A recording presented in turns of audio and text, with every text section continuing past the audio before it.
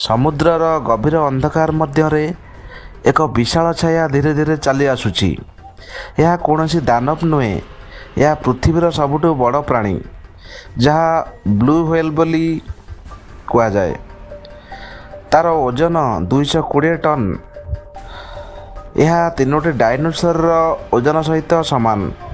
ତା'ର ହୃଦୟ ଗୋଟିଏ ଛୋଟ ଗାଡ଼ି ସହିତ ସମାନ ଏବଂ ତା'ର ଧଡ଼କନ 2 କିଲୋମିଟର ଦୂରରୁ ଶୁଣାଯାଇଥାଏ।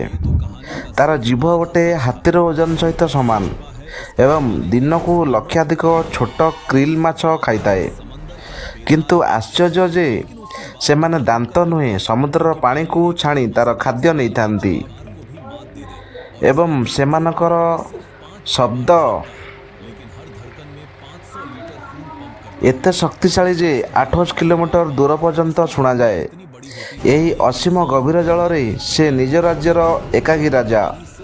ବ୍ଲୁ ହ୍ୱେଲ୍, ସମୁଦ୍ରର ହୃଦୟ। ଯଦି ଏହି ଫ୍ୟାକ୍ଟଟି ଆପଣଙ୍କୁ ଭଲ ଲାଗିଥାଏ ତେବେ ନିହାତି ଭାବେ ଚ୍ୟାନେଲକୁ ସବସ୍କ୍ରାଇବ୍ କରନ୍ତୁ।